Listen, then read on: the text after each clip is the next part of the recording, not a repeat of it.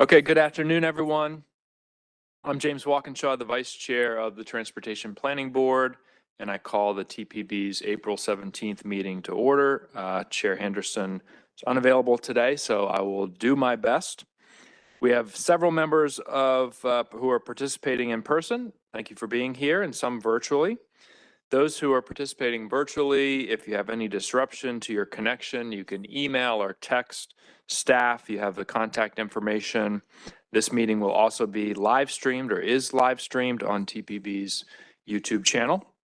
Let me start by quickly going through the process that I'll follow to facilitate our hybrid meeting today. We'll start with a roll call of board members who are participating in the meeting, confirm that we have a quorum. After that, we will take comments from the public. Then during our agenda items, I'll have presenters complete their briefing and we'll turn to members for questions or comments. I'll call on members by jurisdiction. For action items after the presentation, I will make a motion to act and invite a second from one of you. You can state your name and jurisdiction, please, when you second the motion. With that motion made and properly seconded, I'll call on members by jurisdiction for questions or comments before taking the vote. And for the vote, I'll ask only for nays or abstentions. If you do not speak up, we will assume that you are a yes vote. Those participating virtually, please use the raised hand icon and staff will make a note and help me to call on you. I'll first call on members who are here in the room before calling on those online. Lynn and Conti will help me identify those members in case I can't see them. Lynn, can you call the roll, please? Great, thank you. So I'm going to state the name of your jurisdiction or agency, and if you could state your name, we'll capture you. We'll get started with District of Columbia, District Council Charles Allen, District Council Christina Henderson, not here, but maybe. Hi, Heather Adel. Thanks, good, there, Heather's here, great. District Council Matt Fruman. Here. Thank you. District Department of Transportation. Here, Amanda Stout. Thank you. District Office of Planning.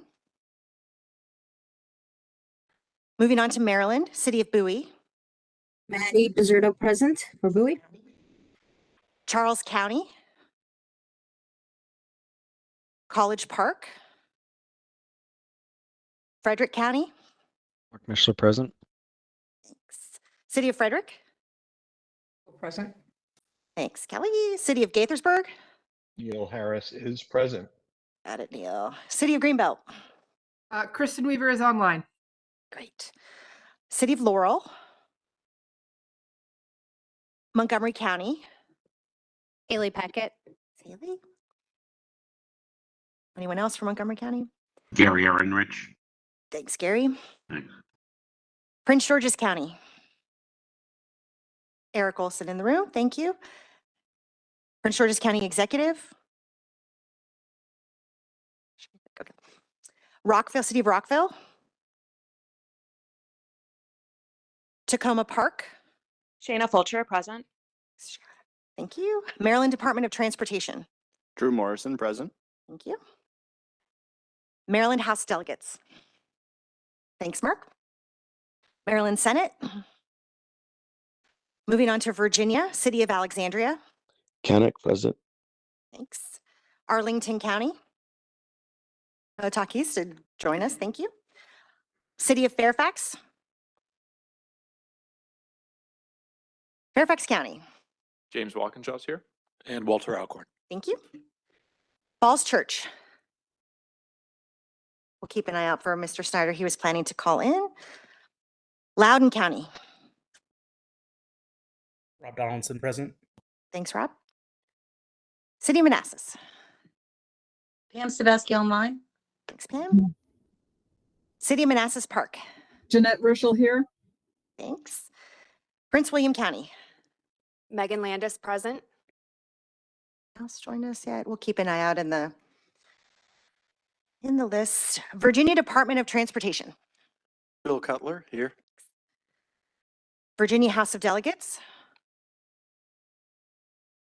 Virginia Senate. WMATA. Allison Davis online. Thanks. Our ex officio members, Federal Highway Administration, Federal Transit Administration, National Capital Planning Commission, Julia Coster, present. Metropolitan Washington Airports Authority, and National Park Service. So that concludes roll call. We'll keep an eye out on the participant list, and we do have a quorum. But before I go on, for those of you in the room, and I do see a couple of you with stickies, we do have cards that we can issue for you, so you can just walk through. So send me an email if you don't have one. Some of you get cards because you're on other committees, but just let me know if you don't have one, and I will get you a card for next month. Thank you. Okay, thank you, Lynn, and Councilman Allen has joined us. Welcome. We'll now go to public comments. Given the hybrid nature of the meeting, I'll first recognize members of the public who are here in person to come to the podium and provide their comments. You'll have 2 minutes. Please limit your remarks to 2 minutes. After that, I'll ask Lynn to summarize the comments that we've received online, and a copy of those comments has been made available to us on the meeting webpage. And I'm not sure whether I have the list. So Mr. Chair Walkinshaw, I have the list. Okay, So great. we have 8 people that have signed up to speak as of noon yesterday. I'm going to read everybody's name first, so you kind of know who's next, and you can just come to the podium, make sure you press the button so the green light is on. Trying to speak to people behind me. So the 8 people we have: Lindsay Mendelson, Barbara Sofel, Janet Gallant, Jason Stanford, Garrett Gee, Stuart Schwartz, Kevin O'Brien, and Patricia Jackman.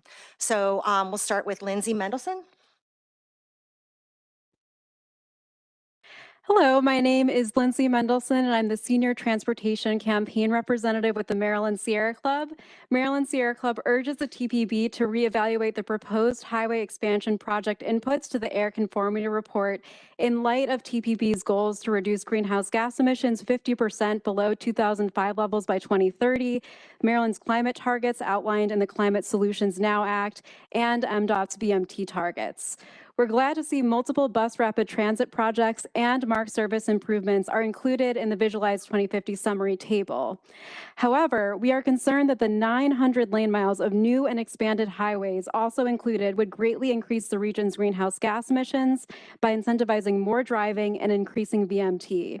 Currently, the plan only anticipates a 5% decrease in per capita VMT by 2045, despite analysis showing that this decrease is needed by 2050 to meet the TPB's climate targets. In particular, we're very concerned about all the project inputs that would result in expanding the Capitol Beltway and I-270 with toll lanes, and urge the TPB to remove all these segments for inclusion in the air conformity report. This includes removing I-270 North, I-270 spur to I-370, I-270 to the GW Parkway, all segments of the Beltway from Maryland 187 to the Potomac River, and the 495 Southside project from Oxon Hill, Maryland over the Woodrow Wilson Bridge to Springfield, Virginia. I specifically want to call attention to the 495 Southside Express Toll Lanes project that would create a major barrier to building future Metro Rail by creating a strong incentive for Virginia to not support any Metro Rail extensions using the Woodrow Wilson Bridge. It is critical that the TPB reject this project. Currently, the projects proposed in Visualized 2050 result in only half as much spending for projects that would reduce greenhouse gas emissions as compared to the amount for road expansion. We urge TPB to categorize projects by highway capacity, highway preservation, transit capacity, and transit preservation.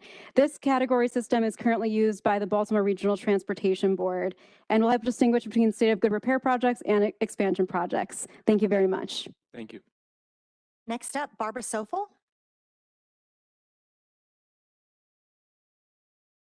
Hi there. Thank you for the opportunity to speak. My name is Barbara Sofel, and I'm chair of Citizens Against Beltway Expansion, a community organization. Highway expansions such as I-495 and I-270 are not consistent with TPB policies and should be removed from Visualize 2050. But I'd like to focus on a very surprising set of entries in the April 5 Air Quality Conformity Network inputs tables. Lines 206 to 210 include a series of projects that are listed under study. These projects would wrap toll lanes around the Maryland Beltway from Old Georgetown Road east through Silver Spring and Prince George's County. MDOT's plan to build toll lanes around the entire Maryland Beltway was scaled back to a plan to build toll lanes on I-495 between the American Legion Bridge and Old Georgetown Road. The study to add toll lanes from Bethesda through Prince George's County should be removed from Visualize 2050. Its presence is like a white flag of surrender to global warming. A project of this size is not at all compatible with any goal to reduce vehicle miles traveled and greenhouse gas emissions. It's clear from the MetroQuest survey that the public rejects highway expansions. We urge you to remove the study of toll lane extensions on the Maryland Beltway from Visualize 2050. I want to again urge the TPB to remove the South Side Express lanes from Visualize 2050. The South Side lanes would doom any possibility of ever extending Metro's Blue Line across the Woodrow Wilson Bridge to Prince George's County. Thank you. Thank you. Next up, we have Janet Gallant, or Gallant. I'm sorry if I pronounce it wrong. Hello, I'm Janet Gallant, one of the coordinators of don'twiden270.org. We strongly oppose including VDOT's South Side project and MDOT's toll lane projects in Visualize 2050. I want to talk about two of those. First, toll lanes on lower I-270, where congestion has already been successfully mitigated by MDOT's innovative congestion management system. Imposing toll lanes would mean gratuitous destruction of the ICM improvements, demolition of fully functioning bridges, years-long construction of unnecessary interchanges, all leading to unforced harms, worse bottlenecks, and more congestion for the vast majority traveling on this segment. The lower I-270 project does not meet the criteria for inclusion in Visualize 2050. Second, there is the unexpected inclusion of toll lanes along the Beltway in Montgomery and Prince George's counties. This is not simply an artifact of the Hogan administration or of Visualize 2045 because those decks were cleared for Visualize 2050. The Moore administration had to affirmatively choose to put Beltway toll lanes back on the table. And the fact that the Beltway project is listed as a study is no comfort. If MDOT procures funding, the listing can be changed to construct and widen. Back in 2021 and 22, the public was promised no toll lanes on the Maryland Beltway. The public knew then, as now, that if Maryland Beltway toll lanes or lower I-270 or South Side toll lanes are built, the real transportation needs of everyday people become just one more part of the collateral damage. There are many better options. We urge you to remove these projects from Visualize 2050. Thank you. Thank you. Next up, Jason Stanford.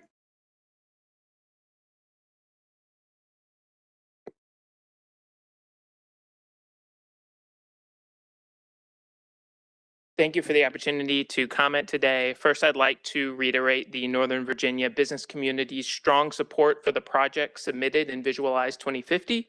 And I think it's important we acknowledge the facts that TPB staff have identified to help guide policymaking decisions. Population density and high capacity transit corridors will nearly double under current regional land use plans by 2045. Walking and biking will increase by 39%. Transit trips will increase by 28%. 2/3 of all transportation dollars will go towards our transit system, and transit lane miles will increase by 27%. And still, by 2045, 80% of the trips in our region will still be taken via automobile. How is that possible? Because jobs and population growth are the largest drivers of VMTs in our region. That's why Visualize 2045's no-build scenario still shows a 13.5% increase in vehicle miles traveled.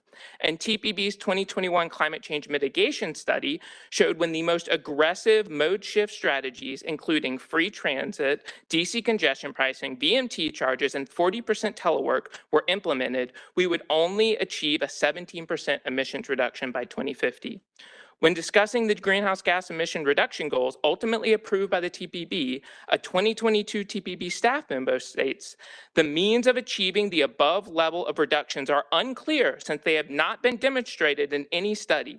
The TPB's CCMS finds that a 50% reduction for 2030 would be unattainable, even with the most aggressive VMT reductions in clean vehicle fleet assumptions supported by a fully clean electric grid. So let's just be clear. Eliminating roadway projects from Visualize 2050 is not going to dramatically reduce VMTs or have a significant impact on emissions. What it is going to do is increase congestion, delays, and access to jobs and opportunities. Visualize 2045 showed a 10% drop in access to jobs for DC area residents in the no-build scenario.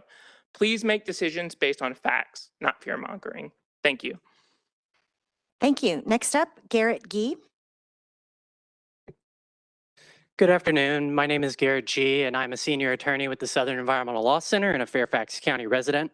I think a lot of the commenters before have summed up some of the concerns with roadway expansion and the direction of Visualize 2050, so I'm not going to belabor those points. I'm glad that the commenter before me mentioned the 2030 the study of our direction and how we can attain our 2030 targets and that we're not on track. I think that underscores the urgency of the moment and the fact that what we're doing is not sufficient to get us where we need to go. We should redouble our efforts, not retrench.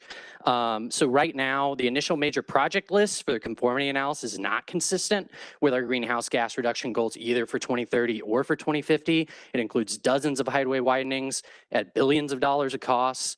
Our ambitious goals are not going to be met if we continue on this path.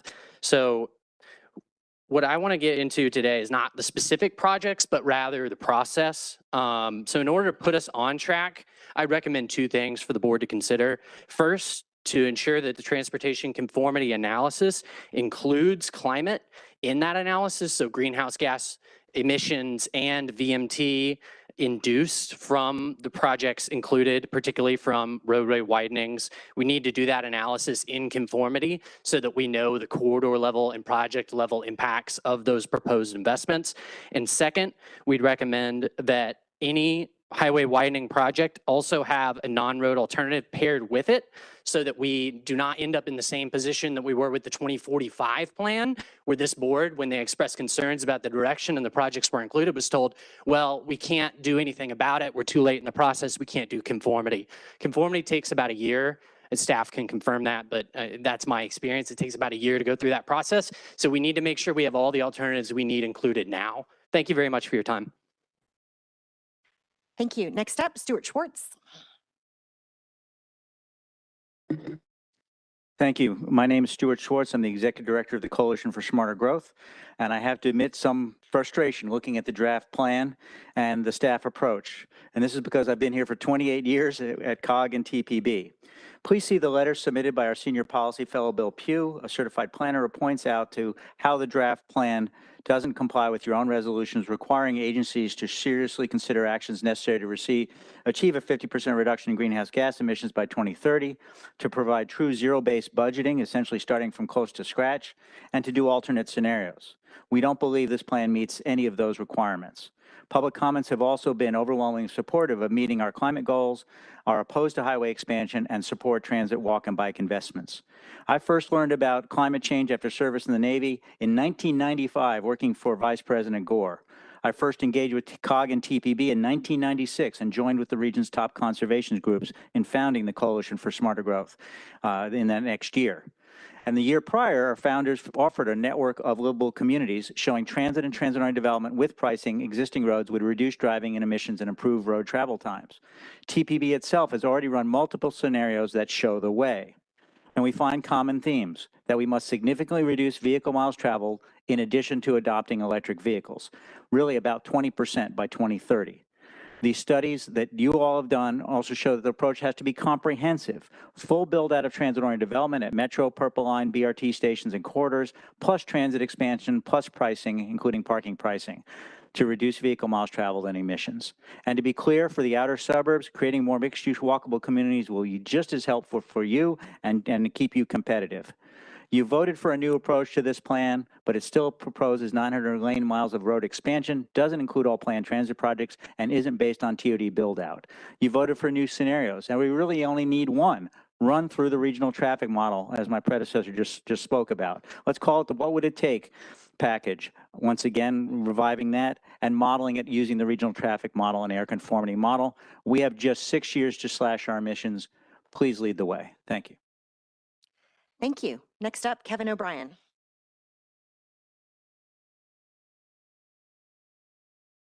Good afternoon, and thank you. My name is Kevin O'Brien, and I am testifying on behalf of the Washington Area Bicyclist Association and its more than 5,000 members across the metro area to encourage the TPB to take a more critical look at the Visualized 2050 project list and evaluations to ensure that the final plan will adequately deliver on our region's admirable commitments around active transportation, vulnerable road user safety, and sustainability. For over 50 years, WABA has worked to transform the region by improving conditions for people who bike. Bicycling can and should be an equitable, safe, low-cost, time-saving, and sustainable way to navigate our communities for all.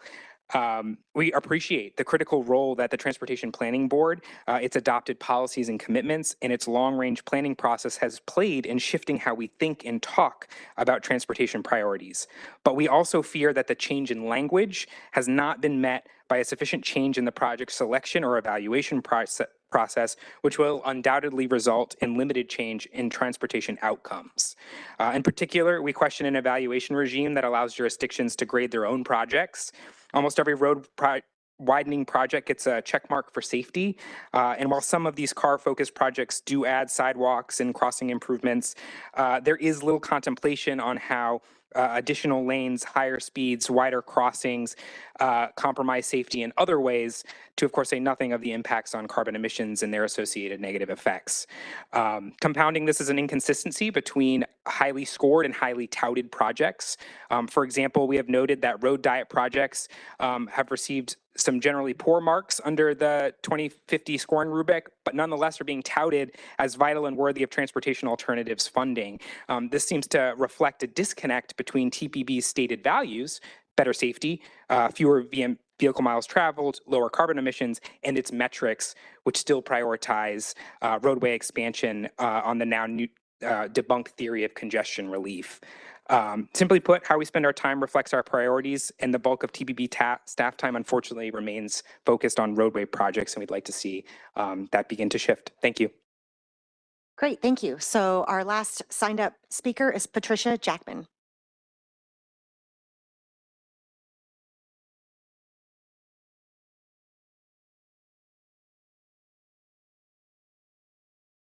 Good afternoon. My name is Patricia Jackman, and I'm from Prince George's County. I'm a founding member of the Maryland Coalition for Responsible Transit. We are a nonprofit that evaluates transit projects for social equity, environmental impacts, economic viability, and community accessibility. We urge you to remove the Southside Express Lanes project from the Visualized 2050. It would be irresponsible to allow Virginia to extend toll lanes over the Woodrow Wilson Bridge to Oxon Hill, blocking future Metro rail. When the Wilson Bridge was rebuilt, policymakers ensured that there would be room for rail, promising the region that one day rail would be extended from Virginia into Prince George's County. Now WMATA is studying the extension of the Blue Line to National Harbor. This will provide great transit service for the DMV communities. VDOT claims that building toll lanes would not preclude future rail, but this is a hollow promise. Public-private partnerships are long-term arrangements. Transurban has a 75-year concession to operate lanes in the Beltway and I-95 in Virginia. I repeat, 75 years. Who knows what we'll be driving in 75 years? It would be too expensive for VDOT to pay off the concessionaire to allow toll lanes to be converted to rail. There is no doubt that Virginia would use its veto block to block the extension of the Blue Line. Of the people who expressed opinion in the TPB's MetroQuest Visualize 2050 survey regarding the Southside Express lanes, 87% were opposed. The public understands that rail transit is more effective, equitable, and sustainable. The MCRT urges you to remove the Southside Express Lanes project from Visualize 2050.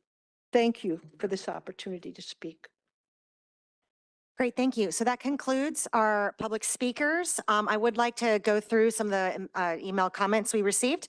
Between noon Wednesday, March 20th, and noon yesterday, Tuesday, April 16th, the TPB received 5 letters and 95 comments submitted via email. A summary as well as each comment can be found on our meeting webpage. I'll briefly summarize them now. Mike Litt, Chair of the Sierra Club DC Chapter's Sustainable Transportation Committee, provided additional comments on Visualize 2050. They support the TPB's efforts in reducing vehicle lane capacity to lower car speeds and enhance safety for cyclists and pedestrians. They advocate for the expansion of bus and bike lanes, as well as rail services into DC. They propose measures like congestion pricing and car-free zones to address the true costs of car usage and emphasize the importance of enforcement against unsafe driving. They voiced concern that the Benning Road streetcar expansion project is focusing on road improvements for cars without including the planned streetcar extension. George Aburn submitted comments on behalf of leadership at a DC EJ coalition. He also resubmitted comments that he sent in during the March public comment period. His comments focus on 3 EJ issues in the Envision 2050 plan that he declares are not well addressed. First, the air quality conformity analysis is outdated and does not fully address air pollution. Second, the plan fails to address high-risk air pollution local hotspots in EJ communities of color created by transportation plans and programs. And third, the plan has weak climate change goals. Douglas Stewart of the Sierra Club Great Falls Group submitted comments. They appreciate the TPB's adoption of a more inclusive vetting and public engagement process for reviewing submitted projects in this CLRP update. However, despite these efforts, the draft CLRP still includes an excessive number of road and highway expansion projects. These projects hinder progress toward reducing greenhouse gas emissions and achieving net zero emissions. He says public comments during the March TPB meeting highlighted the plan's failure to uphold its climate commitment, criticized the proliferation of highway and arterial expansion projects, and advocated for transit, pedestrian, bicycle, and road diet initiatives. Specifically, they expressed concern about the continued inclusion of several road projects, which they believe would put the region on a divergent path from the needed reductions in pollution and auto dependence that are required both for climate action and more equitable access to economic communities. Almost done here. There was also an email campaign this week, and the TPB received 94 almost identical email forms on Monday afternoon through Tuesday. So in general, these writers urge the TPB to ensure an evaluation that aligns with the board's 2021 resolution. They want the evaluation to include a range of scenarios and a zero-based budgeting approach, focusing on the TPB's strategic priorities and objectives, especially the goal to cut greenhouse gas emissions from transportation by 50% by 2030. Writers highlighted the urgency of meeting this target and criticized the lack of transparency in how projects contribute to the greenhouse gas reduction goal. They wrote that some projects claim to support the 2030 climate target through counterproductive measures like highway expansion. Writers noted that the public has expressed a strong preference for transit, pedestrian, bicycle, and complete local streets projects over the expansion of highway and arterial roads. They emphasized the moral responsibility to avoid further road construction for single occupancy vehicles, considering the environmental legacy left for future generations. They concluded by reminding the board of the critical nature of the Visualize 2050 plan, commenting that it might be the last opportunity to significantly impact the region's ability to meet its 2030 climate change objectives, and urged the board to honor its commitments. Lastly, several speakers from today included written comments, so I invite you to look at those. Remarks from Patricia Jackman, Garrett G., and the Coalition for Smarter Growth left comments. As I mentioned, all the comments are found on our meeting page. That concludes my report. Thank you. Okay, thank you, Lynn, and thank you to all the members of the public who submitted comments or came here today to comment. We'll move on to the second item on our agenda, which is approval of the March 21st, 2024 meeting minutes. Board members have been provided with a written summary, and I'm sure you've reviewed it. With that, I move that we adopt the minutes of the March 21st, 2024 meeting as provided. It's been moved and seconded. Mr. Karantonis from Virginia. Are there any corrections or additions to the meeting minutes? Anything from the District of Columbia? Anything from Maryland? Anything from Virginia or other agencies? Okay, seeing none for the vote, are there any nays or abstentions from the District of Columbia? Maryland? Virginia? Other agencies? The minutes are adopted. We'll move on to the technical committee report. Again, we have a written summary of the April 5th, 2024 meeting. I think we have Amy Garbarini, who's chair of the committee, to summarize the meeting report for us. Is Amy with us virtually? Okay, go ahead, Amy. Thank you. Good afternoon, everyone. The technical committee met Friday, April 5th, where we heard briefings on 4 items that were reviewed for inclusion on today's TPB agenda. The first item was a briefing on the Regional Bike to Work Day 2024 proclamation. This year's Bike to Work Day will take place on Friday, May 17th. Next was a briefing on the Transportation Land Use Connections Technical Assistance recipients for FY25, which today's board will be asked to approve those recommended projects. Next was a briefing on the Visualized 2050 draft memo, which included public comments received during the 30-day comment period for the air quality conformity affecting project inputs. Lastly was a briefing on the Climate Pollution Reduction Grant's Final Priority Climate Action Plan that was recently submitted by COG. And there were also 3 additional presentations and discussions, including an equity deep dive analysis of transportation inequities in disadvantaged communities presented by the ICF consultant team, and also a presentation on the critical urban freight corridor designation updates for Maryland, which will be presented and voted at the May 3rd steering committee meeting. And lastly was an update on the PBPP greenhouse gas emissions federal ruling. And that concludes my technical committee report. Okay, thank you, Amy. Are there any questions for Amy? Start with the District of Columbia, Maryland, Virginia. Any other agencies? All right, thank you, Amy, all the members of the committee.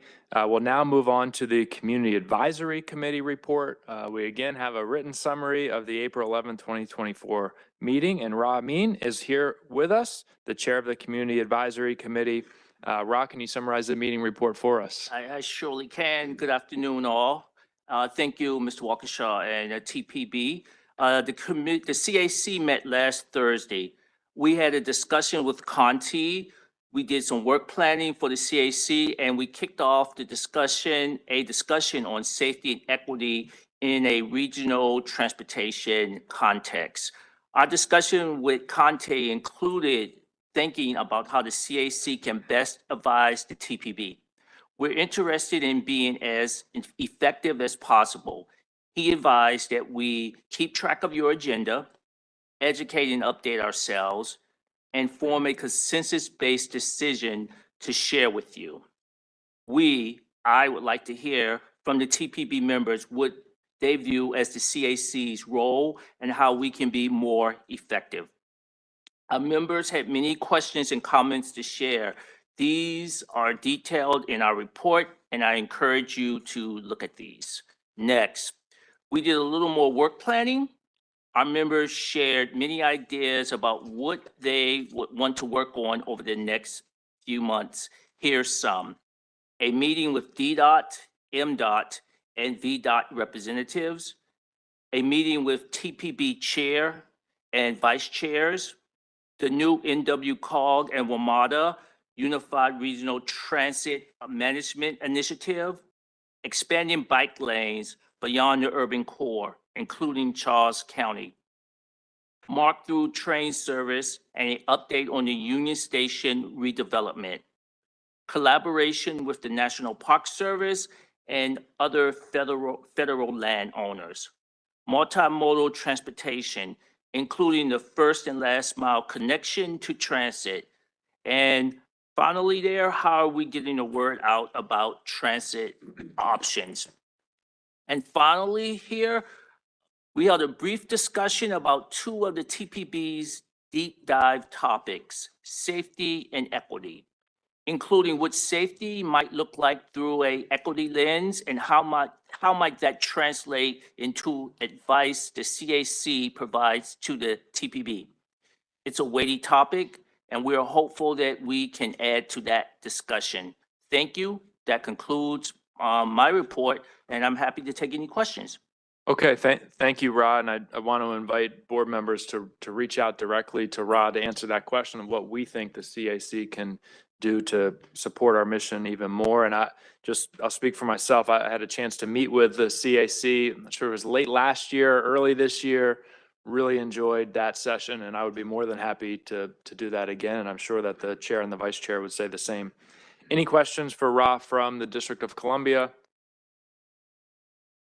Maryland, Virginia, or other agencies? Okay, well, Mr. Amin, thank you so much for your work and your colleagues in the CAC and for joining us here today. Next item on our agenda is the steering committee actions and report from the director. We have a copy of Conti's written report. Conti, can you review the report for us? Yes, thank you. Thank you, Mr. Chair and members of the board. In the interest of time, I will skip over some of the items to review, but you have these in your packet. The steering committee met on April 5th, approved 2 amendments, one at Maryland DOT's request and the other one at Virginia DOT's. You have the details in the packet. Amongst the letters sent, we issued 2 letters of support from the TPB to the town of Herndon for its application for Safe Streets for All grant application, and another letter of support for Frederick County for its application for low and no emissions grant. Couple of other announcements on the solicitations for grant applications from Maryland jurisdictions for Maryland's Transportation Alternative Program set aside funds is now open. We started accepting applications April 1st, and they are all due by May 15th. Another piece of good news, the US EPA has announced tougher emissions standards for heavy-duty vehicles, starting with model year 2027. Heavy-duty vehicles, this is important because heavy-duty vehicles are the single largest contributor of greenhouse gases amongst all types of transportation vehicles. This is the first time the EPA is doing it. This is really great. They start with model year 2027, which means that the existing fleet has to turn over, so it might be a little while before we see it. One last item that I would like to share in some detail with the board members, and you will find a staff memo on page 36 in the packet. And the memo is an update on the matter of WMATA's operating funds for FY 2025. The board will recall that last year, the Visualize 2050 update was supposed to begin around April time frame. And we heard from WMATA that they were facing substantial fiscal challenges to meet their operating obligations for fiscal year 2025, which might also impact their fiscal year 2026. So there was a greater uncertainty about what their longer term projections might be. And at the same time, we acknowledged that Maryland had a new governor who needed more time to revisit their Hot Lanes project. So the TPB deferred their schedule for Visualize 2050 by adding about 9 more months to the process. And around December of 2025 was when the inputs became due. During that period, on the WMATA front, there is some good news. Thanks to the effort of WMATA, all of the WMATA Compact members, the state legislators and executives, A pathway has been found to fully fund WMATA's operations in 2025 and very likely in 2026 as well. There's still some ongoing actions that need to be completed, but things are looking positive on that. During the start of these efforts, which was to primarily find some funding for FY 2025, WMATA informed that, that this funding gap that WMATA was facing would not be limited only to FY 25 or FY 26, that there was a longer term structural issue with WMATA having adequate capital and operating funds to operate this system as is, and also to expand the system to meet the growth in demand. And at that time, the COG board held its retreat, and WMATA participated in that retreat. And the COG board members agreed that they were going to take a lead role in both of these efforts. First, they were going to focus on working with all of the member jurisdictions to find funding for FY 2025. And then immediately after that, they were going to convene a regional forum to work on the longer term funding needs of not just WMATA, because the COG board acknowledged that all other transit systems in the region were facing similar situation. The region is blessed in the sense that it has 13 different transit systems. Very few regions in the country offer this richness, but it also brings with it its own problems of coordination. So COG board said that they were going to do that.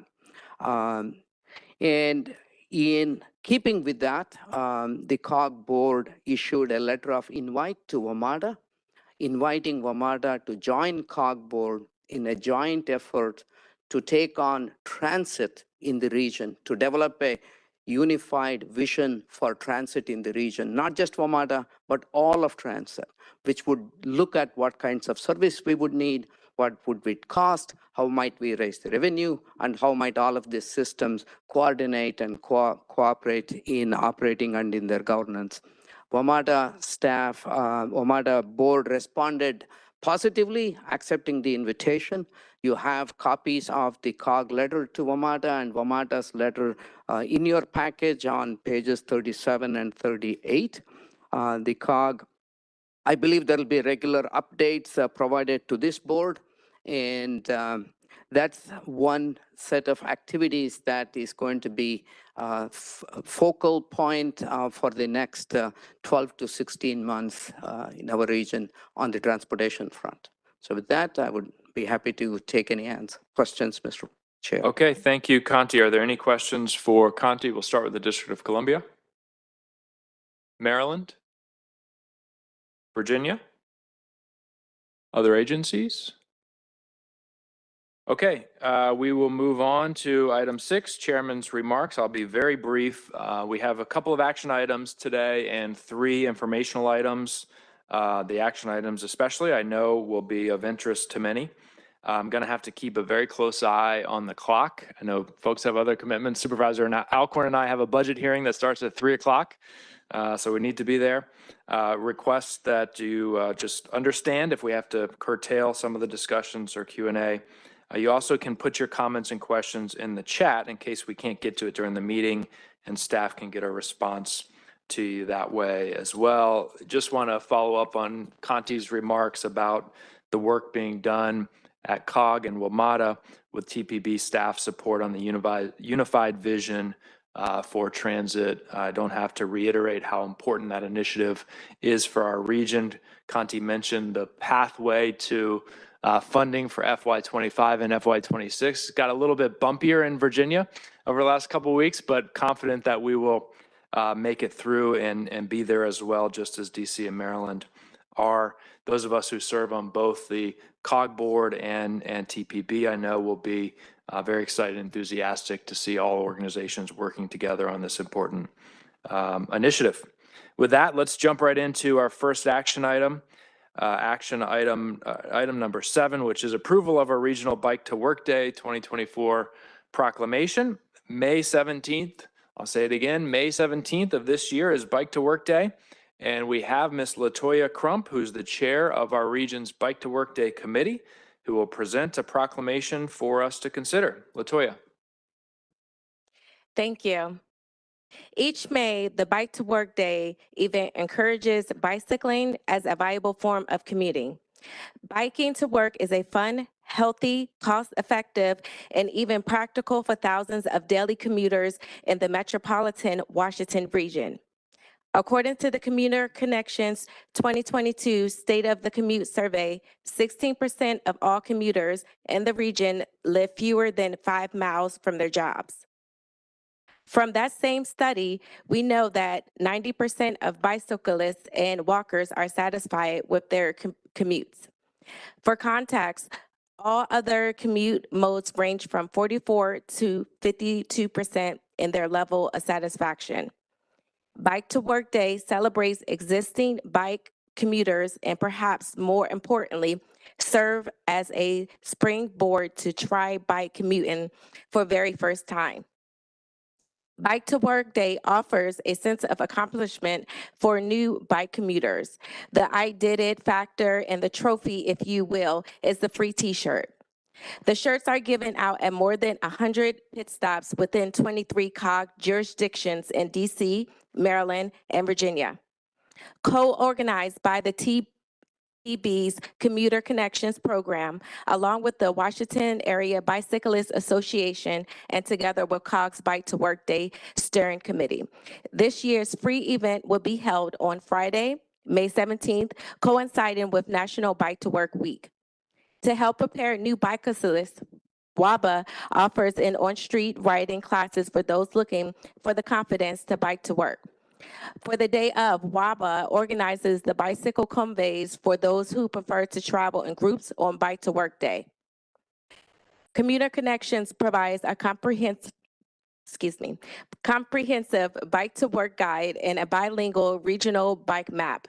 For those who prefer digital maps, Commuter Connections also offers an online bike router. It works based on the user's comfort zone between the safest route, with preference given to off-street trails and protected bike lanes or the fastest route on roadways with speed limits of 30 miles per hour or less. The number of registrants from last year's Bike to Work event was 14,600, and the Bike to Work Committee's goal for 2024 is 16,000. Most pit stops offer free refreshments and giveaways to the bicyclists. Some also offer entertainment, bike tune-ups, and entry into free prize raffles, including bike raffles. Some of the pit stops also have buses on site so attendees can learn and practice how to mount and demount their bicycles. In addition, today's Regional Bike to Work Day proclamation signing, we encourage all TPB member jurisdictions to hold similar proclamations. TPB members are also encouraged to register for Bike to Work Day and attend the local pit stop of your choice. Thank you. All right, thank you, LaToya. I'm going to assume there's unanimous consent for approval of the proclamation, hopefully, because we already printed it and I already signed it. But thank you, LaToya, and your work. Any comments from the board on Bike to Work Day? Yeah. If anybody in or around Montgomery County wants to hang up more detailed on the pit stops, please come grab one of these. I brought them for promotion. Great, wonderful. All right, any other comments on Bike to Work today? Bike to Work Day? Okay, looking forward to May 17th. Next item is approval of FY 2025 TLC Technical Assistance recipients, and very glad to welcome the Executive Director of the Urban Land Institute in Washington, Deborah Bellick, who will present to us you're not Deborah? No, that's right. The recommendation of applicants to receive TPB's technical assistance through the Transportation Land Use Connection Program. John. I'm not Deborah, but Deborah's up there. She's going to join us virtually. Deb. All right, there's take it away. Deborah. Everyone, can you hear me in the room? Yes, we can hear you. Oh, wonderful. So lovely to see you virtually. Thank you so much for the introduction. My name is Deb Kurson-Billick. I'm ULI Washington's Executive Director. Some of you may know the Urban Land Institute, but just in case you don't, our mission is to shape the future of the built environment for transformative impact around the world.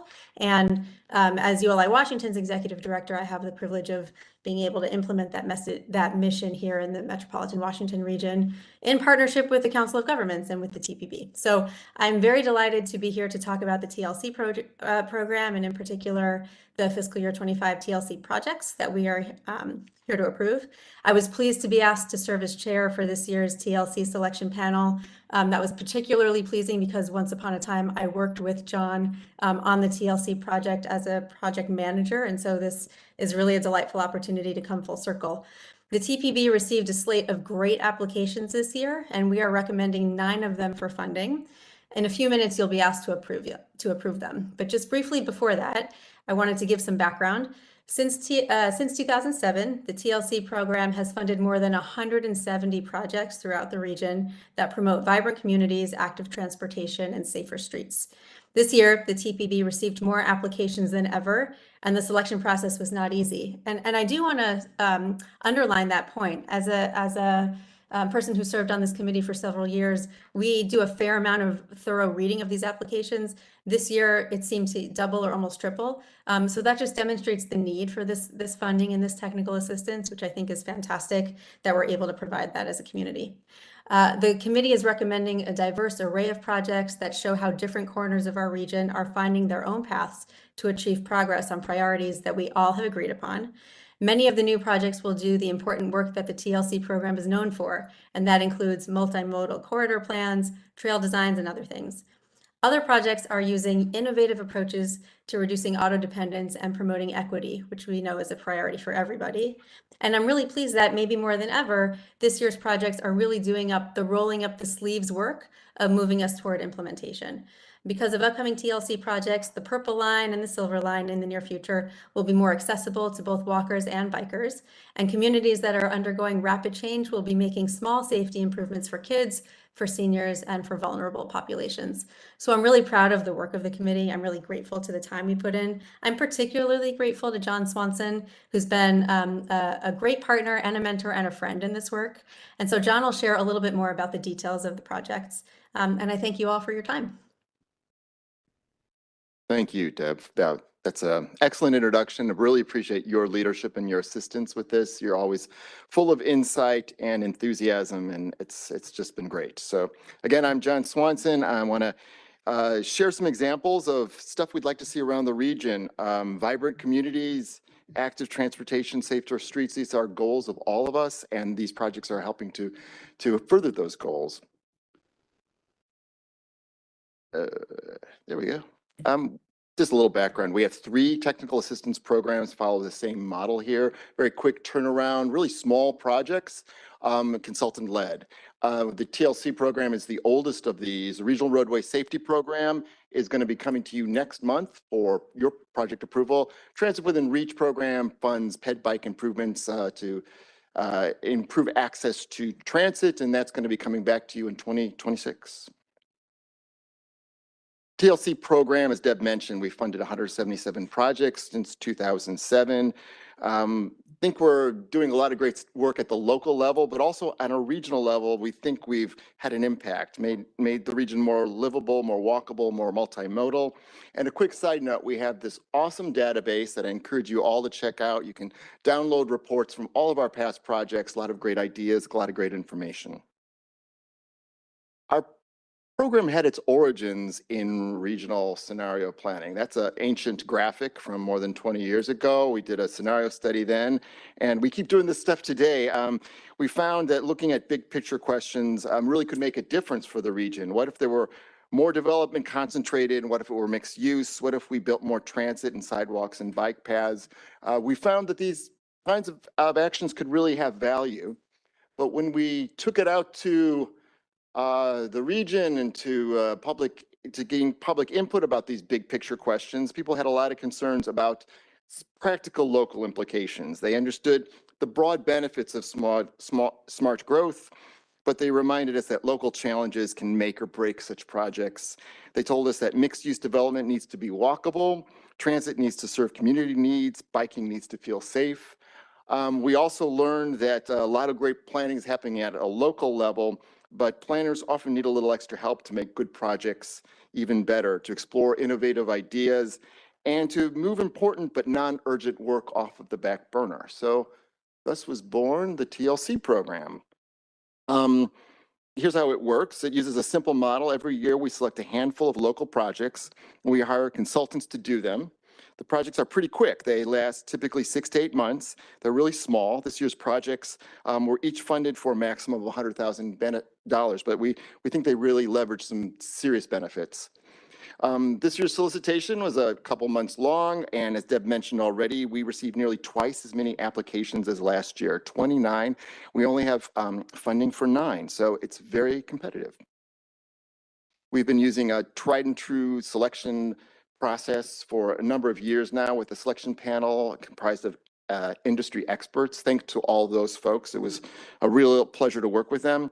They score the applications individually. We look at regional criteria, and then we come on a consensus basis, we come to a set of recommendations. This is an exciting slide for me, for us, I think.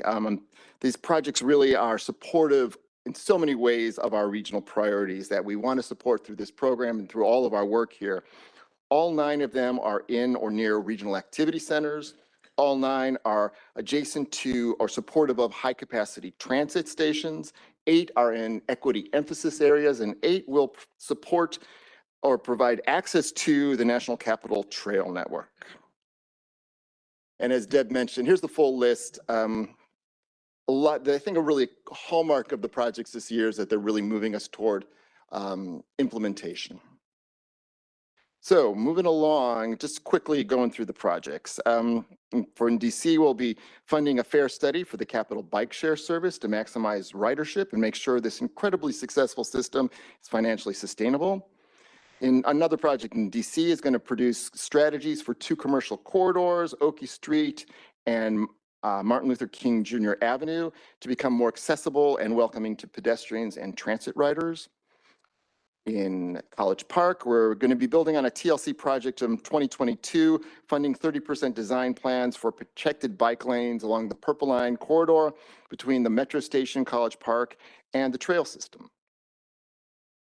In Frederick, we're going to be continuing some work that we've been chipping away at out there, funding design work, sidewalks, crosswalks, bikeways that were originally identified through TLC study from 2022.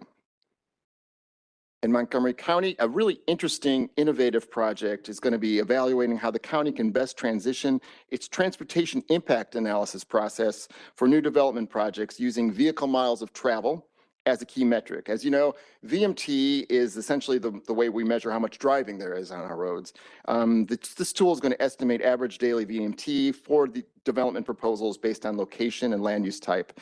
County staff hope this kind of tool will encourage development in transit-rich areas. In Rockville, we're going to be funding a study to make Congressional Lane more walkable, more bikeable, kind of achieving that complete streets vision. In Tacoma Park, looking at a really thorny challenge of how to get people moving toward the Purple Line metro station at Langley Park to that station safely on bicycle or walking. This is going to be identifying a route for cyclists to access the Purple Line at that location. In Virginia, project in the city of Alexandria is going to look at improved connections between high-density residential communities, commercial areas, and transit stations. This is an area that's in a high-capacity transit station area, again, a priority of the TPB, which will be the site of a future West End Transitway facility. And finally, wrapping it up in Fairfax County, it's kind of a quintessential project. We'll be funding design plans for a cycle track on Wheelie Avenue in Reston, connecting the Silver Line with the W&OD Trail. And yeah, this sort of sums it up for us. Access to transit, connection to the National Capital Trail Network. I'm super pleased to be wrapping up this list of really great projects with this awesome example. So next steps, we're seeking your approval. We get started really fast. These projects get underway within a few months. And with that, we're looking for your vote of approval today. Before I conclude, I want to thank Kenneth Derryberry, our intern, who's been really invaluable in this process. And I also want to shout out some appreciation to Julia Koster, who was our longtime chair of the TLC. panel, and she's sort of a godmother of this program. Really appreciate her. She couldn't join us this year. She's there. I'm looking up, and I'm looking. The godmother is here. Yeah. Hello, Julia. Anyway, thanks to Julia for her support of the program over the years. So with that, yeah, we take any questions and seek your approval. Okay, thank you, Deb and John. Are there any questions? District of Columbia, Maryland, Virginia, other agencies? Great work. Some really exciting projects in there. We don't have a resolution. I'm godmother. The godmother, and actually I could not attend because I was in Sicily. So imagine Oh, that. wow. All right. But I do want to just give so many kudos to the staff at TPB, to John's leadership, to the people that served on the selection panel, and again, to all of you, because it is the innovation and the folks at the local level that are submitting these projects. I have always felt this is a project, this is a program that punches above its weight in ways, and you can see from how many folks are trying to get into the program, if there is a way for us to consider expanding it, because all of these projects, even though they're benefiting each of our regional jurisdictions, they're also contributing to a much greater region as a whole. And it's in these kinds of small, detailed projects that we let people know what we do here at the TPB. So I just wanted to provide that shout out and again, thank John and the selection panel and all of you. Okay, thank you, Ms. Coster. Any other questions for Deb or John? Okay, if there's no questions, I will move approval of the TLC Land Use Connection Program FY 2025 projects as presented. Second, Pam Sabeski, Manassas City. It's been moved and seconded. Any discussion on the motion? Okay, for the vote, are there any nays or abstentions from the District of Columbia, Maryland, Virginia, other agencies? The motion carries. We'll move on to the information items. First item number 9 is the National Capital Region Transportation Plan, Visualize 2050 development. We have 2 parts to this information item. Last month, several board members asked MDOT to brief us on the Hot Lanes project it has proposed for inclusion in Visualize 2050, specifically describing the project features and the changes to the project as they are in the current. Here I can recognize Drew Morrison from MDOT. Drew's with us here in person. And I think we also have Bill Pines from the Maryland State Highway Administration to brief us. I'll also just remind board members that staff did provide us an FAQ handout on this item. With that, I'll turn it over to Drew. Thank you so much, Chair, and thanks all of you for your interest in this critical set of regional projects. I know my colleague, Administrator Pines, was on for a time, but he has also been managing an item within the rest of our state highway portfolio. So Will, are you still on with us? I am, Drew, and I'm happy to present when you're ready. Great. Yep. So I'll just provide the overview. Really what we want to do today is just provide a little bit more context on where we are in the project planning and development side of the American Legion Bridge 270 program to hopefully provide some clarity on that front and engage with all of you. So with that, I'll pass over to Administrator Pines. Okay, well, good afternoon, everyone, and thank you for having me. We're happy to be here today to provide an update on where things are and where they currently stand with the proposed improvements for the American Legion Bridge 495 and 270. As you may be aware, MDOT hosted 4 open houses in November and December of last year to engage with the communities and stakeholders on potential multimodal solutions for the corridor. And recently, we also participated in 2 public meetings in Virginia. Based on the feedback that was collected to date, we heard a few key asks from our stakeholders. The first being that there was strong support for bicycle and pedestrian connections across the Potomac River to connect to the existing networks on the Maryland and the Virginia sides. There was a desire to support more transit options throughout the corridor, and across the Potomac River, and at minimum to provide rapid and efficient bus transit. And also a large recognition that we must address the existing and aging American Legion Bridge. We're looking at a comprehensive approach here to this program that considers multiple projects in the corridor that really prioritizes transit and ride sharing opportunities with options such as improvements to the Mark Brunswick line, bus rapid transit, commuter bus options, and that would include using the managed lanes in the corridor. This would also include the expansion of programs to encourage the reduction of single-use drivers on the road and transit-oriented development near WMATA transit stations. We're evaluating things like connectivity of transportation alternatives throughout the corridor with a focus on connecting transit, rideshare, rail, and existing bike and pedestrian facilities. We also are looking with the replacement of the American Legion Bridge and the phased managed lanes and moving forward with the multimodal study on I-270 north of the 370 intercounty connector interchange. The State Highway Administration is currently advancing design on a portion of the study, including the American Legion Bridge and just the West Spur. We'll be launching the 270 North study, and that's north of 270 to Frederick, and that's going to launch in the fall. Work is not advancing on the section between 270 at the Y split and 370, but we'll continue to engage stakeholders as we plan for the future of that section. Our continuing efforts to advance design activities are in collaboration with local adjacent property owners and are related to environmental permitting for stormwater management, utility relocation needs and coordination, environmental avoidance and minimization, avoidance and minimization of property needs, and evaluating the funding options and opportunities. One of the key efforts is to determine how to avoid or at least minimize impacts to the Plumbers Island at the American Legion Bridge. We're looking at an option to shift the shared use path to the west side of the bridge.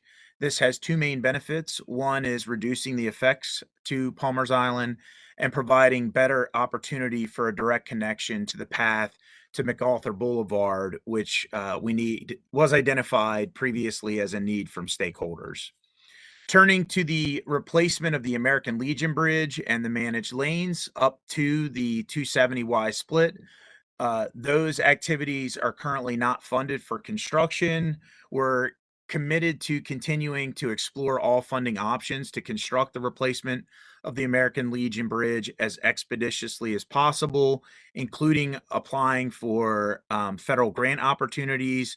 And as many of you are aware, we were not successful on our application for the Multimodal Project Discretionary Grant Program. We did receive feedback on how we can strengthen our grant applications. We're still in the process on the Bridge Investment Program application, and we will continue stakeholder engagement, design, and permitting work to best position the project to receive federal funding, including grants in the future application cycles. Maryland continues to face significant funding gaps that impact our ability to maintain and build upon our current transportation, including transit infrastructure. Even with the infusion of funds from the governor and the Maryland General Assembly, which I want to say thank you for all of our members that are on today, we are facing continued funding challenges as we consider more sustainable revenue streams from the Transportation Trust Fund. With the recent tragic loss of the Francis Scott Key Bridge in Baltimore, our immediate efforts have been refocused on the salvage and rebuild efforts for the Key Bridge. However, we know that the infrastructure of the American Legion Bridge, 495-270 corridor need to be addressed to support the needs of the community and the state. And MDOT is committed to continue the program, and that's not wavered. We will continue to work closely with the community and stakeholders and our federal, state, and local partners, including those in Virginia, And that's to deliver the long-needed replacement of the American Legion Bridge, which, as I mentioned earlier, is aging, and we project to be in poor condition within a 10-year time frame. So with that, this concludes my remarks. I'm going to go ahead and turn it back over to Drew in case he has any further comments. And if not, I'm not sure if we're taking questions, but I'm happy to take questions if there's time for that. Yeah, no, thank you, Administrator Pines, and Chair, up to you. We're happy to address any questions that may arise. Okay, great. Thank you both. We'll start with questions from folks in the room, and then we'll move to those online. As a reminder, if you're online, use the raised hand icon so staff can help me identify you. I want to make sure not to miss you. Let me start with anyone from Maryland who's here in the room. Mr. Chair. Yes, Mr. Corman. Thank you, Mr. Chair. Minister Pines, Drew, I don't want to turn this into a Maryland General Assembly hearing, but I do have couple questions. First of all, I just want to make sure I understand. I had expected that MDOT was going to be coming back out after all those great community meetings in December and November. Thanks for doing those, including the added one on the weekend, with sort of your plan for letters A through E. But it sounds like we should expect that A and B are going to look like A and B look on your chart here. And that's what you're going forward with, the 2 lanes in each direction on those segments. That's not going to change. Correct. A and B are moving forward consistent with the record of decision, and E is where the study is starting in the fall. And at this point, we're not advancing any design or planning activities associated with D. Okay, what about C? The segment of C, I think, is functionally part of D for our purposes. Okay, so on C and D, are those in the visualize document? Yes, they are. Okay, if you're not doing anything with them right now in 2024, why are they in that document? They're consistent with the record of decision plan for the corridor. Okay, but are they consistent with the reality of the work you're actually doing? I think that, again, part of the distinction that we're seeking to make is between what is the long-range plan, and in terms of what articulates what is consistent with decision documents that have been put forward, and what is, and try to clarify also, what are we doing today to consciously and deliberately advance a program. And so that's the distinction between what is in a long-range plan environment versus what is the day-to-day activity of the department. Okay, I mean, I just want to be clear. If you're in Rockville, right, where I grew up, and you're concerned about segment D, hearing from you that we're not doing anything on segment D right now isn't a lot of comfort because it's still in this document as something that's going to be done. Is that accurate? We believe in Administrator Pines and I had the opportunity to chat with Mayor Ashton earlier today, and we're continuing that conversation. Our intention, for example, in providing that additional memorandum that we offered to try to clarify where we are on the project delivery side is to be very clear on what this administration intends to do. As you know, in the summer, Governor Moore laid out the phasing and the strategy vis-a-vis the project. And since that time, we have not been advancing anything in that section D there. And that continues to be the case. But you did submit it for Visualize 2050, right? It is part of the 2050 plan that provides overall consistency between our environmental documents and the regional plan. Thank you both. I know you have a lot going. Thank you, Mr. Chair. All right. Thank you. Mr. Olson. Thank you very much, Mr. Chair. And Administrator Pines, it's great to have you with us. Of course, Drew, great to see you as well.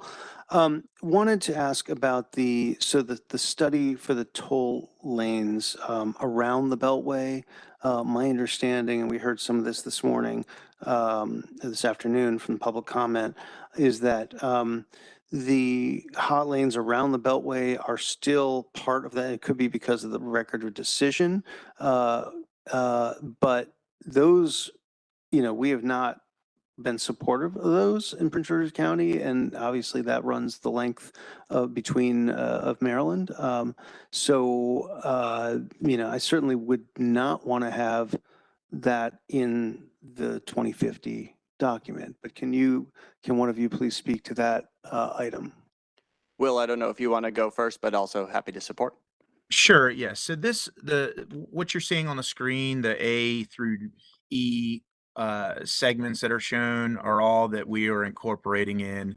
The portions of potential tolling lanes that is part of the Virginia project near the Woodrow Wilson Bridge is not part of the Visualize 50 package that we are submitting. And frankly, I don't think we can comment on behalf of Virginia for the project contemplated projects in the Prince George's County region. And so I think, Councilmember, you're also speaking to the study east of what we see here connecting toward the south side?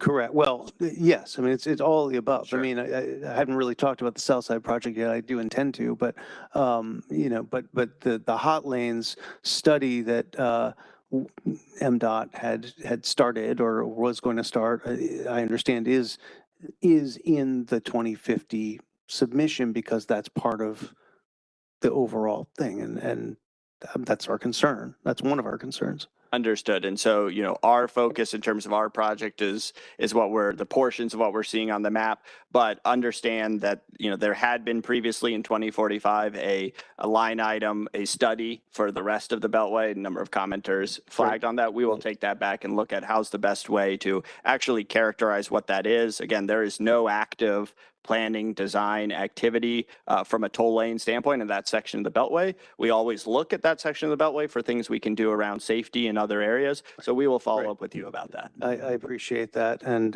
appreciate that nothing's happening, but also don't want to make sure that we put plans out there that in the future could happen. So appreciate that. On the South Side project, I will just express, you know, deep concern from Prince George's County about that project and pushing the bottleneck into Prince George's County, and especially the fact that, you know, we have all regionally discussed rail on the Wilson Bridge, and that has to be paramount. I don't see how putting hot lanes on the Woodrow Wilson Bridge will allow us to do transit in the future on that for a whole variety of reasons that we can get into later. But Okay. Thank you very much. Conti, did you have something on this topic? Yeah, just on the 495 hot lanes that has been subject of questions and some comments. From a TPB process perspective, it is listed in this table as a study. This means that MDOT is indicating its intent to study. And I hear that they are going to revisit that and what have you. But this does not, if the TPB approves this list of projects next month, this will not mean that the MDOT has the approval to include that part in the long-range plan for construction. The MDOT will have to come back to this board, and this board will have to take an action to explicitly include any part of that section for construction. So it's just approving MDOT's request to study. Okay. All right. Any other folks from Maryland in the room? Everyone from Maryland in the room has something here. All right, go ahead. Thanks. So thank you again, and thank you to Administrator Pines for your clarifications on phasing. Thanks to my colleagues for their questions. MDOT had committed some funding and some construction for transit specifically in Montgomery County related to additional bus bays, related to BRT construction and a park and ride lot as part of previous discussion on this. I just want to know if those projects are included for conformity in the list of projects. Hey, So- go ahead, Will. Oh, no, you can go, Drew. I'm sorry. You're in the room. I'm trying to gauge whether I should go or you should go. Go ahead. Well, I'll start and you can add. So that's a good flag. We are working through, you know, the list and intend to engage with you and other stakeholders more on what that potential menu may look like. And we expect that some of the menu would be, you know, projects that have been relatively advanced and that we would expect to see in conformity. There are some things that may be earlier on or more operational and then not necessarily a piece of this. So that'd be something that, you know, we'd work with you on, and any necessary, you know, tip amendments that may be required as we move forward in the future, as we start to refine the program. And again, the exact funding strategy for both the roadway project and the larger program may influence when do some of these things come to fruition, and we'll work with you and other stakeholders more on that. Will, I don't know if there's anything you'd add there. Yeah, I just want to clarify that there are some things in the NEPA record of decision that are included in the program in our estimates that we've been working. Beyond that, early on, some of the commitments that were discussed were really kind of focused around bus rapid transit options. But since then, through our public engagement process, when Drew talks about the menu, we heard about potential for New Brunswick line expansions and other things that are of interest to stakeholders. So we really need to vet the transit options in detail to make sure that we have the right menu and an approach that makes sense and is affordable as part of the larger program that we're trying to figure out how to fund. Okay. Anyone else from Maryland in the room? Let's go to Maryland online. Are there any hands raised? It's Mayor Monique Ashton from City of Rockville. Okay, Mayor Ashton. Thank you. I want to thank my Maryland colleagues for your questions and for speaking. I also want to thank Delegate Corman for some of the things that you mentioned, as well as the comment on transit. I also will acknowledge that I did meet with Administrator Pines as well. And I asked some of the very same questions. I did want to make sure that we're putting on record what you enumerate in terms of discussion for Rockville. And I also want to acknowledge that I fully appreciate and support my colleagues north and south of me. We do have to do the American Legion Bridge. I know that there's a significant bottleneck north of us as we go from 12 lanes in Rockville to 2 lanes in some parts of other parts of Maryland. But our continued concerns are just making sure that things are in writing as much as they can be, because this document will outlive our administrations, right? And the plans will outlive our administration. So we have experience in Rockville where something was approved and promised, but then it didn't happen. For us, it was Rockville in the 90s when our lanes were expanded. We were supposed to get sound walls. It never happened. And sometimes people don't even remember that was a promise. So the reason why I harp on this is to make sure that we kind of put out a roadmap, pun intended, so that we can know what are we promising to future administrations, right? What are we saying we're going to do and not do? I do have concerns about taking free lanes in Rockville and turning them to hot lanes from a variety of perspectives, from an equity perspective. And then I also want to make sure that we're enumerating and being clear about the mass transit, that there were promises made and when this project was discussed earlier. And I'd like to see in Montgomery County, I know Frederick has interest as well in some of those. I heard some of the comments on Monday. So I just want to make sure that it's as much as we can put in writing, because at the end of the day, when we're not here, what's in writing is going to be what people refer to. And so I'm looking forward to seeing how that can evolve and change before the vote. Okay, thank you, Mayor Ashton. I don't know that there was a question there, but I think MDOT heard it, got it. All right. Acknowledge, and we appreciate the coordination with the mayor. Okay, thank you. One more. One more. And Miss Kelly Russell from City of. Ms. Russell, go ahead, please. Good afternoon. And again, this is probably more of a comment than a question, but we're up here north of 370, feel like the cork on the top of a champagne bottle. It keeps getting shaken, and the pressure keeps building up towards Route 15, which is our #1 priority. And obviously, just south of that, the section of 270 from 370 to 70.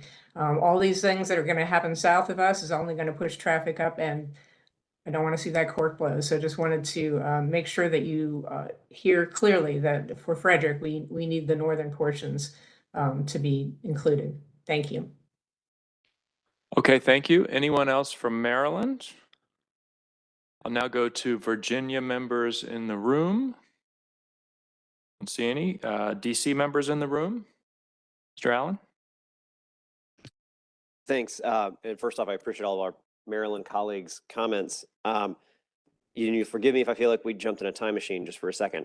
I am trying to make sure I understand what I've heard and what I'm reading. So if I understand that our MDOT colleagues said that on our graphic up here, C and D, you are not moving forward with, nor plan to. But I hear Conti saying, Mr. Schuscott saying that the inclusion is to allow for it to be studied, but I'm hearing MDOT say they're not planning. It feels like this contradicts our own 2021 resolution. So I'm trying to understand, why is it in here? The 2021 resolution was an action where the Maryland Department of Transportation, in response to comments, removed the proposed construction of hot lanes on the Maryland portion of the Beltway from C all the way through Woodrow Wilson Bridge. That was proposed for construction. They removed it for the 2022 long-range plan. So what they're now saying is, they're not proposing it for construction. They're saying they will continue to look at that corridor. That is, they'll continue to study that corridor for what ways in which mobility and other improvements can be made. So that's what we understand their proposal for this time to be. So it just continues to have a heartbeat. Okay. I think on the segment D, just to clarify one piece too, Drew articulated that really well. I think the only thing that I'd like to add is that, you know, we did, as the mayor of Rockville mentioned, we had a productive conversation about needs in that corridor. She mentioned noise walls in the remarks today as one of those needs. The segment, we have no funding or plans to build anything under this administration in that segment D, unless there was something that through the record of decision, there was an opportunity based on stakeholder feedback for things that are desired in that segment D. So there's transit pieces, there's noise wall pieces, there's pieces of the program in that segment D that we're hearing are still of interest. But specifically the toll lanes portion of the record of decision are there's a strong desire to defer, to remove, however you want to frame that. And so what this is showing is that that segment in the long range, the visualized 50, the time frame of it is significantly far into the future and well past this administration, to where we are not working on that in the near term, but for specific stakeholder requests that we may be able to fund and pursue. Okay. I appreciate that. And I don't want to belabor it because I know there may be other comments. 2050 is not that far away, unfortunately. And so I am a little confused and struggling with how something that there's no plans to do anything with and seems to not flow with our own work and resolutions is going to be in this. And maybe that's something between now and next month can be remedied or worked on a little bit, but I'm just struggling with it. And I appreciate Ms. Russell's comments as well about the champagne cork at the top up there. And I'll just note that the district at the bottom of that bottle, I'm not sure how that works. But we obviously are going to be impacted by anything as well. So I appreciate it. And I know there's others that probably have comments and questions, so I'll move on. And Councilmember, I would just say is that an important flag here is that if we look vis-a-vis 2045 and where the 2021 conversation all landed, is that actually the main play here has been to defer certain elements. So what the 2045 plan had some of these elements happening earlier. So the main move of anything different has been to try to better reset on priorities of timing, which is the lower section, and to identify where sections are less priority. This is the infamous D and C we're talking about now. So I think we're happy to converse more on that. I think there's consistency and also an effort to try to emphasize what is a near-term priority, what is not so much, and focus the program relative to where we were a few years ago. Okay, anyone else from DC in the room? Anyone from DC online? Anyone from other agencies in the room or online? Going once, going twice. Okay, I certainly feel better prepared for any trivia night questions on Maryland geography. Gotten a little bit better. We'll move on to part 2 of this item, which is a briefing on the comments received on the draft project inputs and scope of work for the air quality conformity analysis of Visualize 2050. Christina will summarize the comments received during the open period for public comments all last month, and also any of the updates to the material that was released. Again, won't be taking any action on this today. Christina? Thank you and good afternoon, Vice Chair Walkinshaw and members of the board. I realize we have provided the board with a lot of reading materials today, mainly because we successfully received a lot of public input in March. So the good news is that you have a month to review the information before you, and you won't be asked to make a decision until May, and that will be only on 2 documents that are included in the packet today.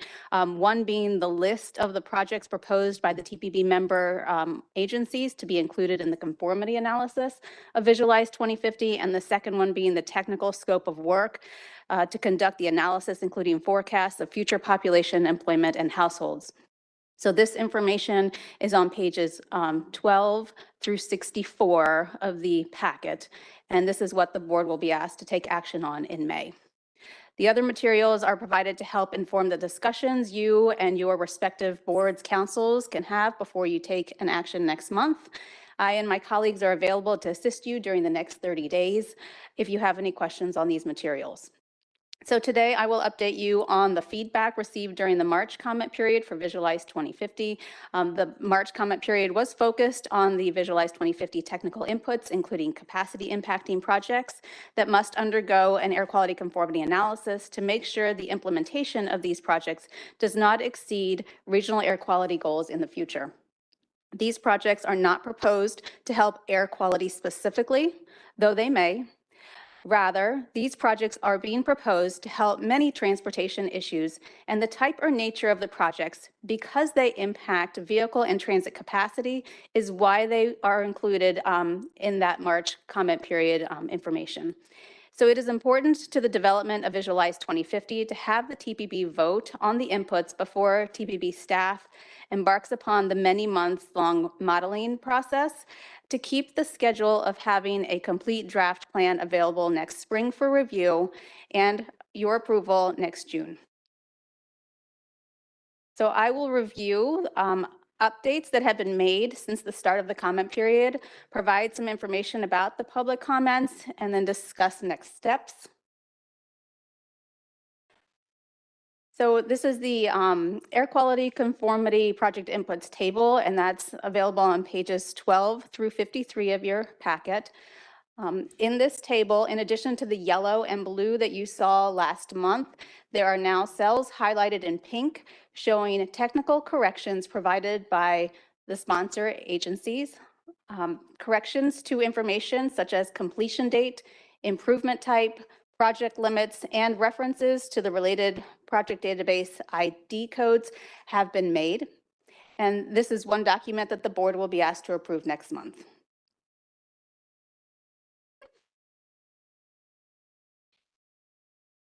So this next slide shows the air quality conformity scope of work, and that is available on pages 54 through 64 of your packet. In the scope of work, this is the other document that you will be asked to approve next month. Some of the updates are that unnecessary references to old information have been removed. Also, it has already been referenced, but we've gone ahead and attached the COG approved data tables for employment, population, and household forecasts through 2050. So the next item is the project summary table.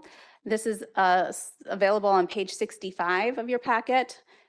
March was also a time for agency review of the materials, and your agencies have been hard at work with TPB staff to review and provide important technical corrections to the information shared via this project summary table and linked project information.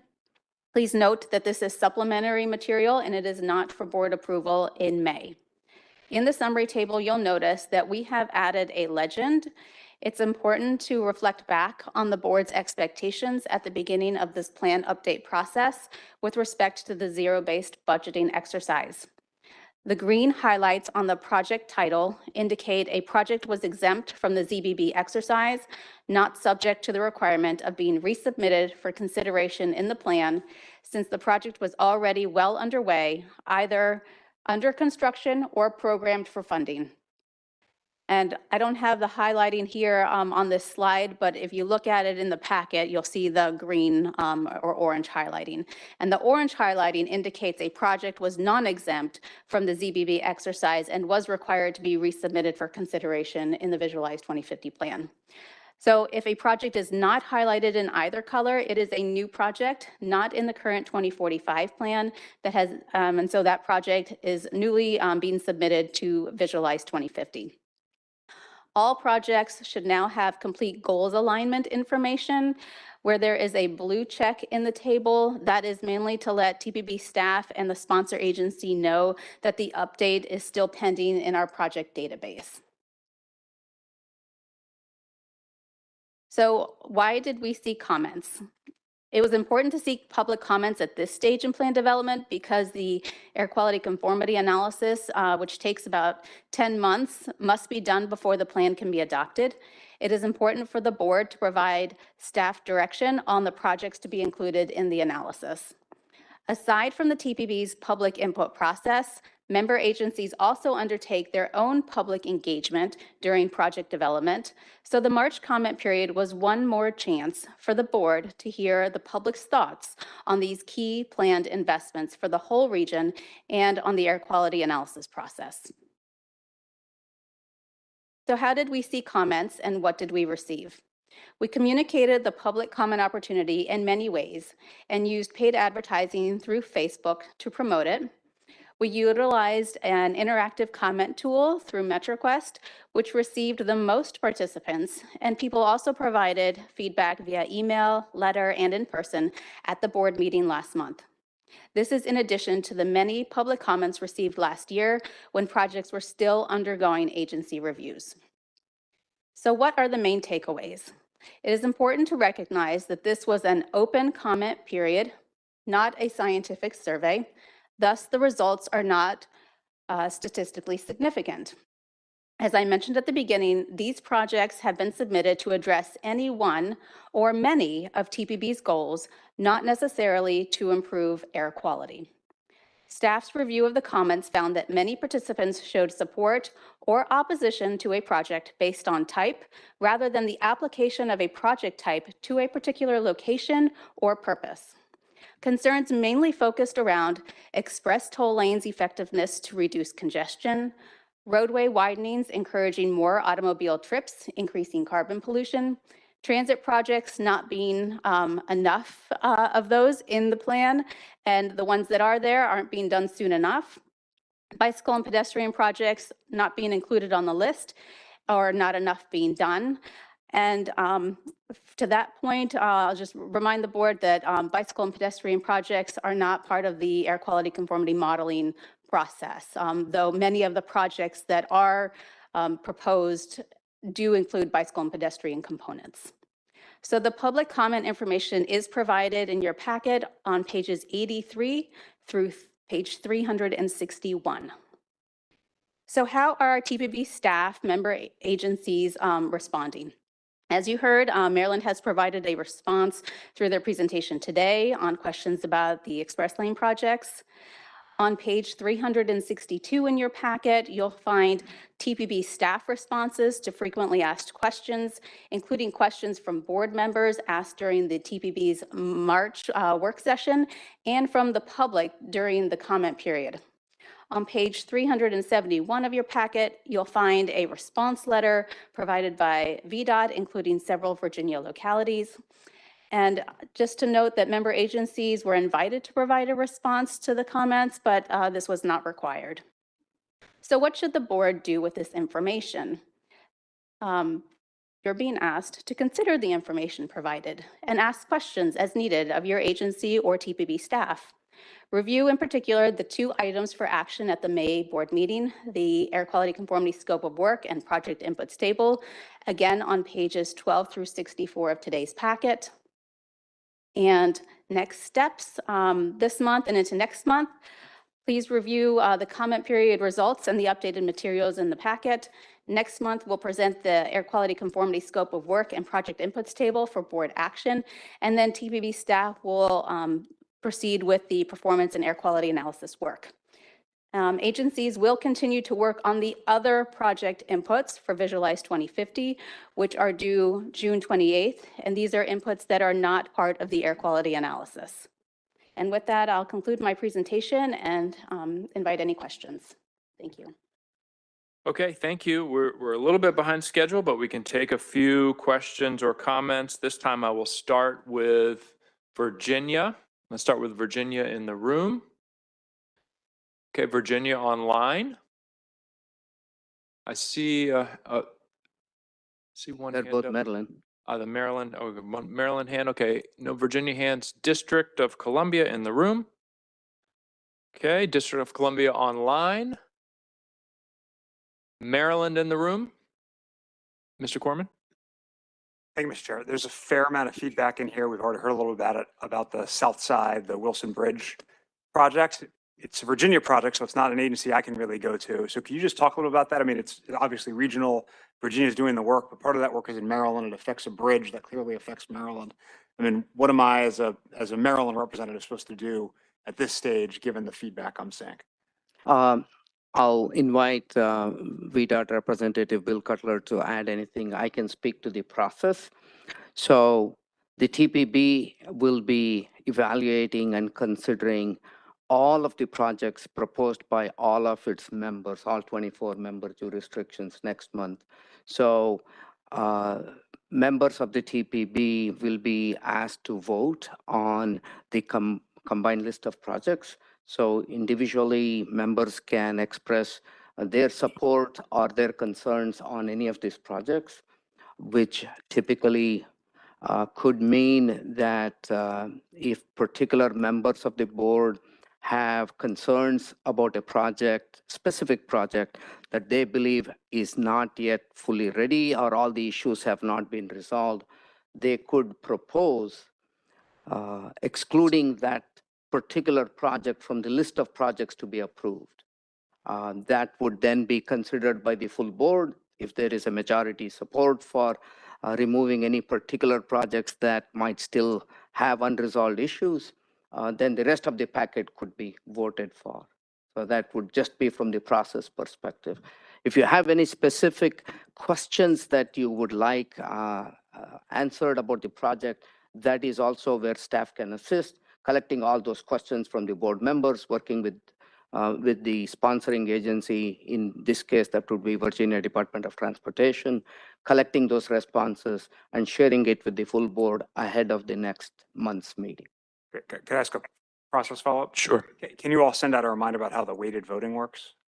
Certainly, we can do that. Sure. And, I'll just say, and this topic came up at our last meeting, and I said at the time that there already is and certainly will continue to be a very robust conversation in Virginia about this project and specifically the future transit access on the bridge. I definitely hear the concerns that folks have in that regard. I would really encourage, and it sounds like process-wise, a good thing for folks who have those questions to do between now and the May meeting is to send a question to Conti. I'm confident that the VDOT folks will be happy to coordinate with Conti to get answers and responses out to them on that. Yes, absolutely. We'd be glad to do that. Certainly. Okay. Mr. Olson. Thank you very much. In terms of the, in this draft, it includes claims that like a lot of the road projects, almost half of the road projects reduce greenhouse gas emissions. That is very puzzling to me because induced traffic is real. It's been proven time and again. So I don't understand how we can make that claim in this draft. It just doesn't make sense to me. And that seems like a real flaw, but I'd love to hear why that is. And also, apparently we don't have information from VDOT about, greenhouse gas emissions. We do from DC and Maryland. So I'm interested in where that information is. Okay. On the first question, a bit technical. I'll try to summarize it at a high level. it is, at least technically, it is not borne by facts that all roadway projects will increase greenhouse gases. Certain improvements to the roadways has certain impacts on the speed of travel, and emissions are related to speed of travel. Certain emissions go up at higher speeds. Certain emissions go down or are very high or at lower speeds. So that technical part is proven. If we look at Visualize 2045, earlier there was a public comment made that the TPB's conformity analysis should also look at greenhouse gases. That is one where I'm glad to report that the TPB has been doing that since 2010. So this would be the 14th year that we will be doing that. And all of that analysis shows, if you look at the TPB's long-range transportation plan since 2010, there are always projects that have added roadway capacity. But at a regional level, we are continuing to show that greenhouse gases are going to be going down into the future. So that's just a validation of the technical things that way it works.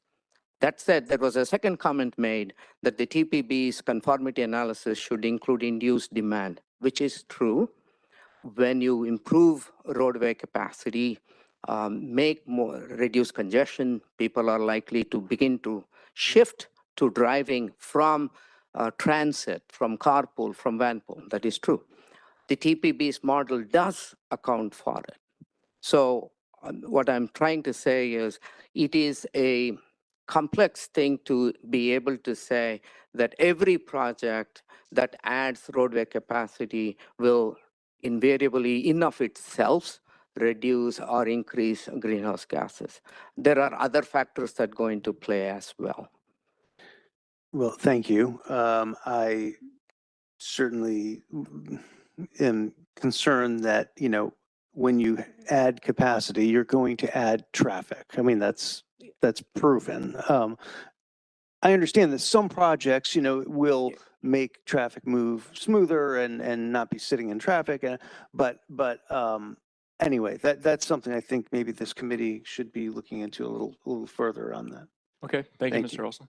I'll just note in terms of, and nobody wants to hear me spend a lot of time talking about Fairfax County, but in our project inputs, you can go through the list. There are actually 14 road widening projects that we removed. So through the zero-based budgeting process, we identified 14, some big, some small road widening projects that we decided, you know what, based on the TPB guidance, based on the TPB goals, based on our goals and priorities in Fairfax County, these 14 widening projects no longer fit those goals. I think, other jurisdictions did that, maybe some a little bit more, some a little bit less, but we did take it very seriously. And I agree with you. The elimination of those widening projects will reduce greenhouse gas emissions. So with that, let's go back. I think we're still on Maryland in the room. I think we got everyone from Maryland in the room. Let's go to Maryland online. I know we have a couple Maryland hands up online. We have Mr. Reuben Collins from Charles County, and then Victor Weisberg from Prince George. Okay, Mr. Collins. Good afternoon, everyone. And if you could refer to page 86 in the package, re-emphasizing comments made by Charles County. Visualize 2050 is both a current planning document and aspirational in scope. Charles County wants to ensure that this transformative document includes projects that not only breaks decades of endless congestion and provide mobility for all our citizens, but also can truly achieve greenhouse gas emission goals for an entire region.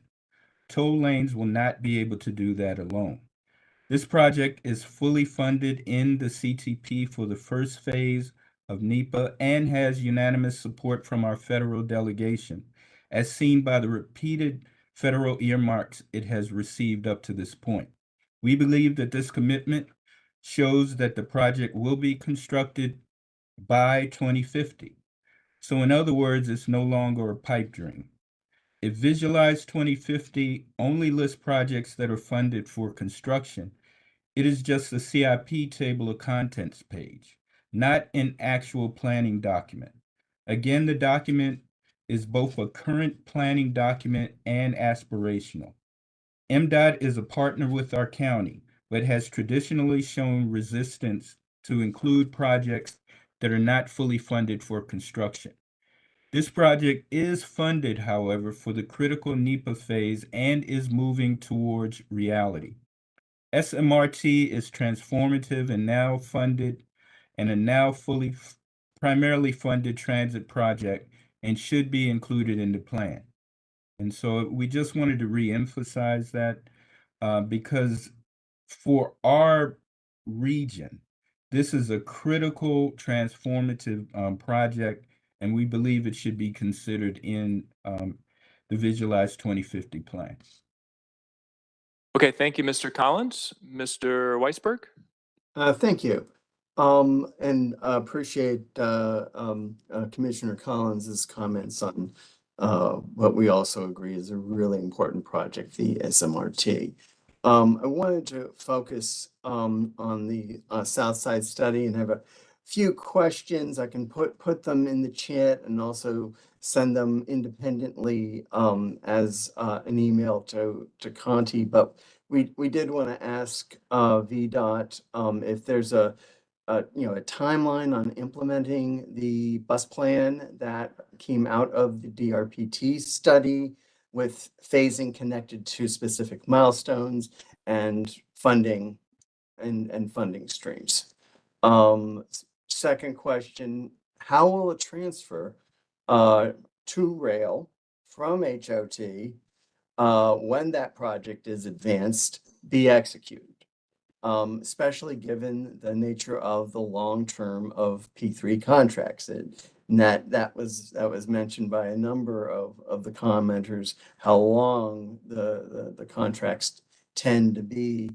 And while we know VDOT has said that the toll project would not preclude a rail transit, we are significantly concerned about how that will happen given the nature of these businesses.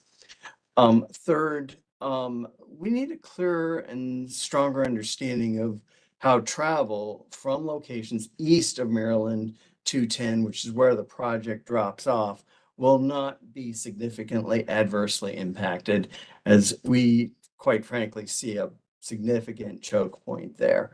And then fourth, what are the benefits to Prince George's County of having HOT lanes on this portion of the Beltway?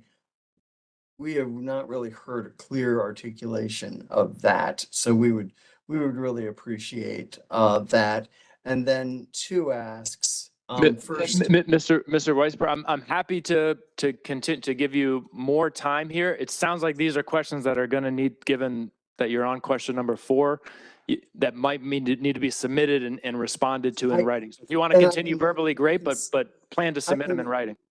I will, yeah, absolutely. I said I can put them in the chat. I can send them as an email. So those are the 4 questions, and 2 asks are to have answers to these questions in writing before the May meeting.